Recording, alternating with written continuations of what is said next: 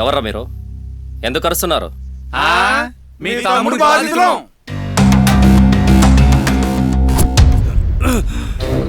రేయ్, మీ తమ్ముడు ఫ్రాడ్ గాడికి 10 లక్షలు అప్పిప్పించాడు. ఆడు ఎగ్గొట్టాడు. ఎవడు కడతాడు రా? ఎవడు కడతాడా 10 లక్షలు? ఉన్నాడుగా, కడతాడు. ఎవడి కోసం కట్టాడు? ఎవరండి వీళ్ళంతా?